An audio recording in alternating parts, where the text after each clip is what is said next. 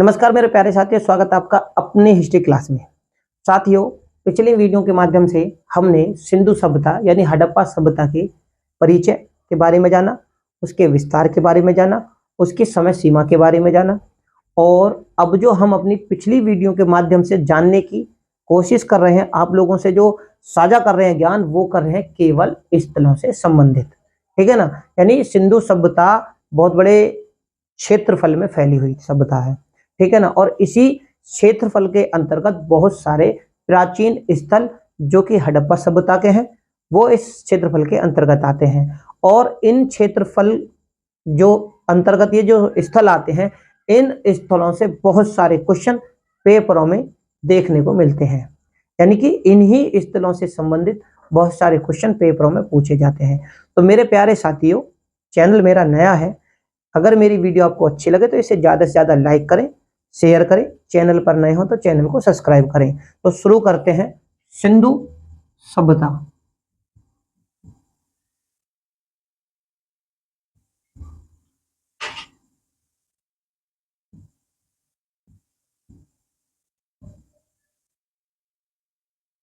तो सिंधु सभ्यता के स्थल, ठीक है। अब स्थल कौन से हैं? देखो, हमने पिछली वीडियो के माध्यम से बहुत सारे स्थलों के बारे में जानकारियां आप लोगों से साझा की हैं। अब जो हम जानकारी साझा करेंगे वो करेंगे रोपड़ की। ठीक है, रोपड़। अब ये जो रोपड़ है, ये सिंधु सभ्यता का बहुत ही प्राचीन स्थल है। ठीक है। और यहां से सिंधु सभ्यता के बहुत सारे प्रमाण यानी साक्ष्य हमें देखने को मिले हैं। ठीक है। अब बात करते हैं रोपड़ की। ये जो रोपड़ है, इसकी खोज किसने की थी? तो ठीक है ना, इसकी जो खोज की थी रोपड़ की देखो, मैं शॉर्ट में लिख देता हूं। इसकी जो खोज की थी यानी सिंधु सभ्यता के प्राचीन स्थल रोपड़ की खोज 1953 और 54। देखो, कहीं कहीं पर ये जो है 55 और 56, यानी 55 और 56 भी देखने को मिलता है। यानी ये जो समय है, यानी ये जो सन है ईसवी और ईसवी, ये जो सन है कहीं कहीं पर 1953 और 54, और कहीं कहीं किसी किसी जगह जगह पर देखो 55-56 भी देखने को मिलता है। दोनों ही मैंने वर्ष लिख दिए हैं। ठीक है। अब बात करते हैं, देखो इसकी जो खोज की गई थी 1953-54 ईस्वी में वाईडी शर्मा जी ने की थी। किसने की थी? खोज करने वाले कौन थे? खोज करने वाले थे, यहीं पे लिख देता हूं, वाईडी शर्मा जी के द्वारा, यानी यतेंद्र दत्त शर्मा जी के द्वारा इस सिंधु सभ्यता के प्राचीन स्थल की खोज की गई थी। ठीक है। अब यह स्थल पड़ता कहां है? तो अगर इसके पते की बात करूं तो यह स्थल पंजाब प्रांत के सतलज नदी के बाएं तट पर। किस पर? देखो, पंजाब प्रांत आधुनिक आज कह सकते हैं राज्य भी है पंजाब अपने आप में। तो पंजाब प्रांत के कहां पर था? सतलज नदी, सतलज नदी के बाएं तट पर। ठीक है। कौन सी, कहां पर था? बाएं। क्वेश्चन पेपरों में पूछ ले जाते हैं। ठीक है। तो ये जो प्रांत था रोपड़, सतलज नदी के बाएं तट पर स्थित था। अब यहां पर की जाती है वाईडी शर्मा जी के द्वारा खोजबीन। जब इसकी खोजबीन की गई तो यहां से पता क्या चलती है कि यहां से 3 संस्कृतियों के प्रमाण। अब 3 संस्कृतियों के प्रमाण मतलब इस स्थल यानी रोपड़ सिंधु सभ्यता का जो प्राचीन स्थल है, इससे 3 संस्कृति यानी 3 सभ्यताओं के 3 कालों के प्रमाण। अब 3 काल कौन कौन से हैं वो देखो कि रोपड़ से हमें क्या मिलता है। तो नवपाषाण काल, नवपाषाण काल, उसके बाद में नवपाषाण काल के बाद में शुरू होता है ताम्रपाषाण। ठीक है। तो ताम्रपाषाण काल, और उसके बाद में जो शुरू हुआ था ताम्रपाषाण काल का मतलब है, तो वो ताम्रपाषाण संस्कृति जो संस्कृति थी, वो सबसे आखिरी जो संस्कृति थी वो थी जारवे संस्कृति। और जारवे संस्कृति का जो समय था वो 1400 ईसा पूर्व से लेकर 700 ईसा पूर्व था। अब 700 ईसा पूर्व के बाद में क्या था कि देखो, नवपाषाण काल खत्म होता है, उसके बाद में ताम्रपाषाण काल शुरू हो जाता है, लेकिन ताम्रपाषाण काल चलता रहता है। और ये सिंधु सभ्यता यानी जो हड़प्पा सभ्यता है, ये भी इसी ताम्रपाषाण काल संस्कृति के उपरांत अगर कालक्रम के अनुसार देखें, ठीक है ना, तो ये पहले की है ताम्रपाषाण, लेकिन अगर उसके अनुसार देखें भाई समाप्त हो गई, इसलिए इस संस्कृति के बाद में क्या आ गया, ऐतिहासिक। देखो तीन तो इसमें काल देखने को मिले, कहां से, रोपड़ से, नवपाषाण काल, ताम्रपाषाण काल और ऐतिहासिक काल के साक्ष्य यहां से मिल गए। अब साक्ष्य मिल गए तो ये तीन काल हो गए, कहां से हो गए भैया, रोपड़ से हो गए, पेपरों में पूछ सकता है। ठीक है, अब संस्कृति की बात करते हैं। यहां से क्योंकि स्थल जो था वो रोपड़ था, अब रोपड़ था तो वही वाली बात है, जब नामपाषाण, यानी अब मोटे स्तर पर आप सोच लीजिए कि ये स्थल नवपाषाण काल में भी था, ये समय खत्म हो गया तो ये स्थल ताम्रपाषाण काल में भी अपनी जगह पर ही था, लेकिन यहां पर व्यक्ति बदल गए, मानव बदल गए, यानी नवपाषाण काल के समय में इस स्थल पर मानव जो रहते थे वो कुछ और कार्य करते थे। ठीक है, थे वो मानव ही, लेकिन उसके बाद में ये मानव, जिस प्रकार से आप समझ लीजिए, एक मानव का जो विकास का जो क्रम है, यानी कि दादाजी हो गए, फिर पिताजी हो गए, फिर उनका पिताजी का यानी पोता हो गया। उसी प्रकार अगर हम मोटे स्तर पर देखो साथियों मेरी तरफ से, ठीक है ना, तो नवपाषाण काल के समय भी मानव यहाँ पर रहता था, उसने अपना जीवन किस प्रकार जिया, उसके बाद जीने के बाद में फिर वो यहाँ से मानव का क्रम आगे बढ़ा, तो ताम्रपाषाण काल हो गया। ताम्रपाषाण काल में भी देखो रोपड़ था, इस समय जो मानव ने अपना जीवन किस प्रकार से जिया, उस जीवन को जीने के बाद में फिर क्या है कि मानव का विकास हो गया, विकास हो गया तो वो यहां से क्या हुआ, यहां से होता हुआ फिर ऐतिहासिक काल में चला गया।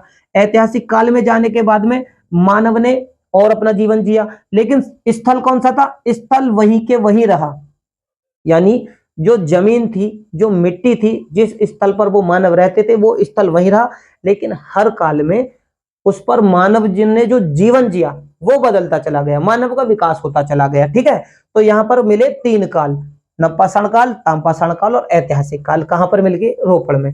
अब यहीं से 5 संस्कृतियां मिलती हैं, 5 संस्कृतियों के भी साक्ष्य, संस्कृतियां मिलनी है 5, कहां से मिली, रोपड़ से। अब वो कौन कौन सी संस्कृतियां थी, अब उन संस्कृतियों के बारे में कैसे पता चला, यानी रोपड़ से 5 संस्कृतियों का स्तर मिले, स्तर यानी मानव का विकास होता गया और मानव यहां पर अपने जीवन जीते चले गए। इस प्रकार देखा जाए तो मानव ने, यानी पहला मानव ने जीवन जिया, उसके बाद दूसरे मानव ने, उसके बाद तीसरे मानव ने, उसके बाद चौथे मानव ने, उसके बाद पांचवें मानव ने। तो पहले मानव ने किस प्रकार से अपना जीवन जिया, उसकी संस्कृति, उसके बाद दूसरा, तीसरा, चौथा और पांचवें मानव ने किस प्रकार से यहाँ पर जीवन जिया, उसकी संस्कृतियां हमें रोपड़ से देखने को मिलती हैं। ठीक है, अब इन 5 संस्कृतियों में हमें कैसे पता चला कि भाई यहाँ पर 5 ही संस्कृतियां थी, तो यहाँ पर जो मिले मृत भांड, यहाँ पर खोजबीन हुई तो यहाँ पर मृत भांड मिले। मृत भांड मतलब मिट्टी के बर्तन, बर्तनों के ही रूप का एक भांड, खोजबीन हुई तो यहां से पता चला कि भाई यहाँ पर जो मानव रहते थे वो किस प्रकार से, यानी किस प्रकार के बर्तनों का प्रयोग करते थे। उन्हीं मृत भांडों यानी बर्तनों के साक्ष्यों के आधार पर ही हमें ये पता चला कि ये सारे बर्तन अलग अलग समय के हैं।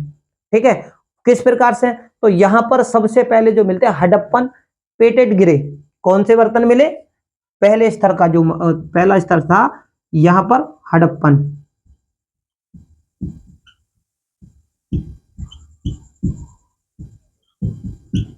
अब ये जो है पहले स्तर के थे, इसका मतलब बेसर चित्र धूसर मृत भांड, कौन से, जिन पर चित्र बने हुए थे, कौन से,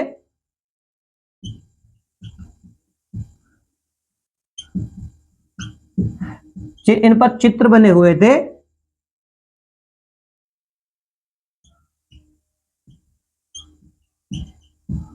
ठीक है, इस प्रकार के भांड यहां पर देखने को मिले, पहले भांड।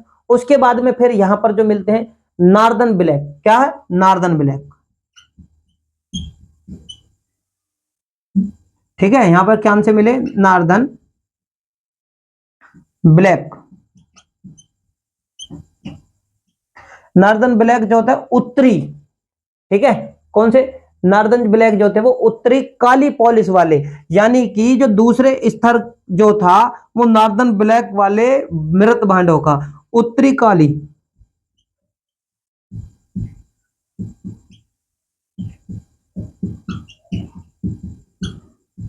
उत्तरी पोलिस वाले, ठीक है, क्या थे, यानी अब यहां से 5 संस्कृतियों के स्तर मिले, ठीक है, कौन से मिले, स्तर, अब मिल गए, कहां से मिले, रोपड़ से।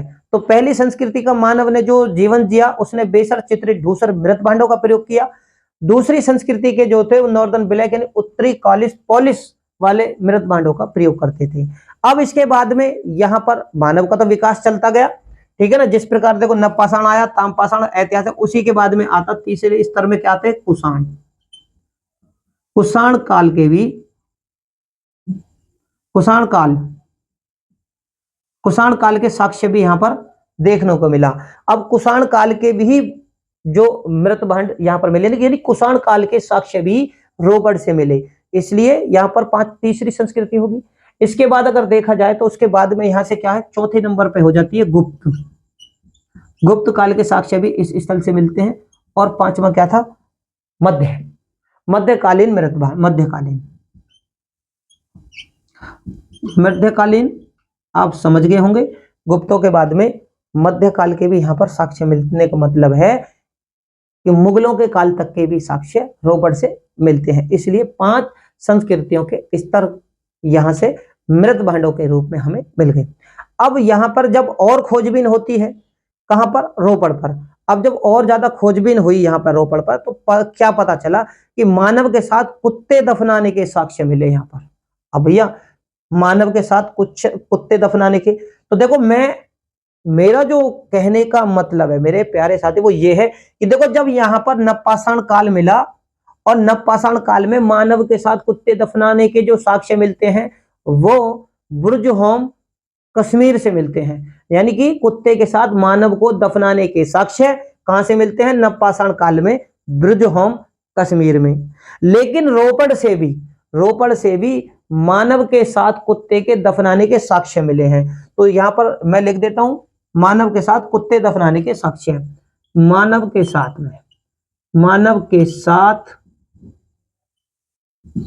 कुत्ते के दफनाने साक्ष्य कहां से मिले भैया, रोपड़ से मिले। मानव के साथ कुत्ते दफनाने के साक्ष्य रोपड़ से मिले।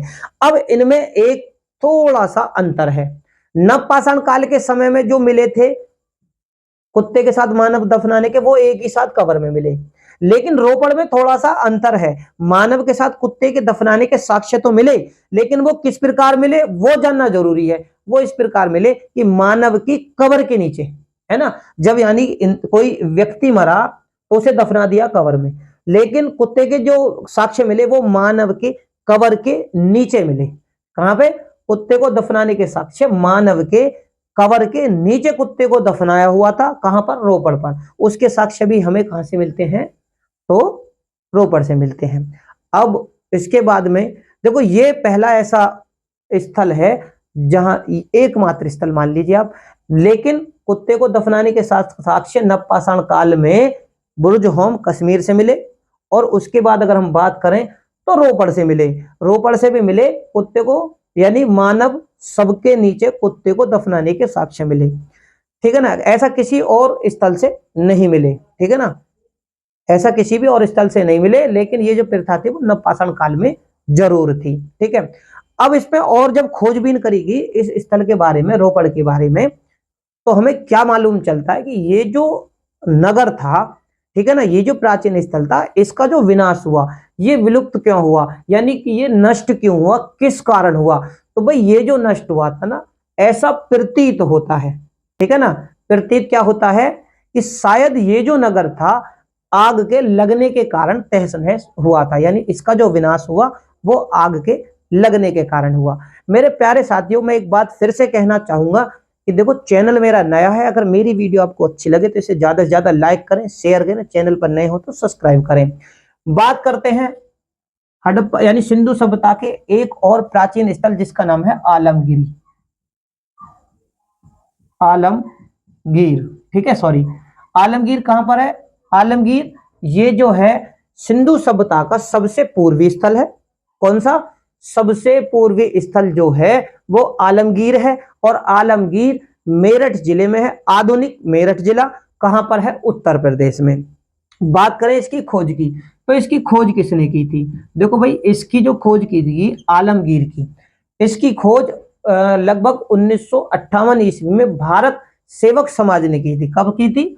1958 ईस्वी में भारत सेवक समाज, ठीक है, इनके द्वारा इसकी खोज की गई थी, इसकी आलमगीर की। लेकिन इसका जो उत्खनन किया गया था, इस स्थल पर खुदाई, खोजबीन, साक्ष्य जो ढूंढने का काम किया गया था वो भारतीय पुरातत्व विभाग के द्वारा किया गया था। इसके उत्खनन का कार्य, उत्खनन, ठीक है ना, उत्खनन जो किया था तो भारतीय पुरातत्व विभाग, ठीक है, इनके द्वारा। अब ये जो आलमगीर है कहां पर है, ठीक है ना, बात करें अगर इसके कहां पर है तो ये मेरठ में है। मैंने आपको बताया था कहां पर, तो ये एक तो सिंधु सभ्यता का सबसे पूर्वी स्थल है, पूर्व दिशा का, है ना, पूर्व दिशा का सबसे आखिर वाला, यानी पूर्व दिशा में सबसे आखिरी वाला, पूर्व दिशा का आखिरी स्थल आलमगीर है। और ये जो है मेरठ में है। कहां? मेरठ जिले में है। और कहां पर है मेरठ जिला? वो है उत्तर प्रदेश में, ठीक है भैया। है कहां पर? तो देखो ये जो स्थल है यमुना, यमुना की सहायक नदी, ठीक है, यमुना की सहायक नदी कौन सी है? तो वो है हिंडन, ठीक है। यमुना की सहायक नदी कौन सी है? तो ये हिंडन नदी के तट पर बसा हुआ है एक प्राचीन स्थल है, ठीक है। तो हिंडन नदी के बाएं लिख लीजिए, ठीक है, तो हिंडन नदी के बाएं तट पर बसा हुआ एक प्राचीन स्थल है, ठीक। मैंने आपको बताया सबसे पूर्वी स्थल है। अब यहां पर जो खोज की गई किसकी? आलमगीर की। आलमगीर की जब खोज की गई तो यहां से पता चला कि भाई यहां पर इस स्थल से हड़प्पा सभ्यता के पतन होने के साक्ष्य, यानी कि ये जो स्थल था हड़प्पा सभ्यता के पतन होने का द्योतक था। द्योतक मतलब ये इस स्थल से ये मालूम चलती है कि यहाँ पर एक तो आखिरी था, पूर्व दिशा में सबसे आखिरी स्थल था, तो यहां से पता चला कि भाई ये जो स्थल था ये हड़प्पा सभ्यता के पतन का द्योतक, यानी यहाँ पर हड़प्पा सभ्यता एक तरीके से पतन वाली स्थिति में थी, ठीक है। उसके बाद इसमें इस स्थल से और खोजबीन की गई तो पता चला कि भाई यहां से अभी तक कोई मुद्रा नहीं मिली, है ना, कोई मुद्रा नहीं मिली यहाँ पर। तो जब मुद्रा भी नहीं मिली तो इससे ये और ज्यादा जानकारियां, क्योंकि हमने जो अब तक अवशेषों के आधार पर ही या देखो स्थापत्य कला के आधार पर, सिक्कों के आधार पर, अभिलेखों के आधार पर, ठीक है ना, साक्ष्यों के अवशेषों के आधार पर हमने यही जाना है कि भाई कौन से स्थल से क्या क्या चीजें मिली और वहां पर किन किन राजाओं ने या किस शासक वर्ग ने शासन किया, ठीक है। अब यहां से कोई मुद्रा नहीं मिली और यहां पर जो खोजबीन के दौरान मृत भांड मिले, ज्यादातर इन स्थानों से भाई मृत भांड ज्यादातर मिले हैं। इन मृत भांडों के ही आधार पर हमें यह पता चलते हैं कि ये मृत भांड कौन से समय के, किस प्रकार के मानवों ने यहाँ पर जीवन जिया और किस प्रकार के मृत भांडों का प्रयोग किया। तो यहां से देखो हड़प्पा संस्कृति, यहाँ पर जो मृत भांड मिले वो हड़प्पा जो सभ्यता में, यानी हड़प्पा सभ्यता में, क्योंकि है तो ये सिंधु सभ्यता यानी हड़प्पा का ही एक स्थल, लेकिन हड़प्पा सभ्यता में जो मानव मृत भांडों का प्रयोग करते थे और आलमगीर में, यानी आलमगीर जो प्राचीन स्थल है यहां पर जो मानव रहते थे, ठीक है ना, वो जो मृत भांडों का प्रयोग करते थे ना आलमगीर के और हड़प्पा के, ठीक है ना, हड़प्पा भी प्राचीन स्थल था और आलमगीर भी प्राचीन स्थल था। तो यहां पर एक चीज, यानी एक अंतर वो क्या था कि हड़प्पा के मृत भांड अच्छे किस्म के थे, लेकिन आलमगीर के मृत भांड जो थे वो हड़प्पा के मृत भांडों से बिल्कुल भी बहुलता मतलब समानता नहीं थी, ठीक है। तो यहां पर क्या थी कि इसके मृत भांडों में देखो पेपरों में कहीं से भी क्वेश्चन पूछा जा सकता है, समान बहुलता नहीं थी। ये इस स्थल की विशेषता यही है और यही ज्यादातर मेरे हिसाब से पेपरों में हो सकता है पूछ लिया जाए। मेरे प्यारे साथियों, में फिर एक बात आपको यही दोहराऊंगा एक बार फिर से कि देखो चैनल मेरा नया है, अगर मेरी वीडियो आप लोगों को अच्छी लगे तो मेरी वीडियो को लाइक करें, शेयर करें। चैनल पर अगर आप लोग नए हो तो चैनल को सब्सक्राइब करें। धन्यवाद।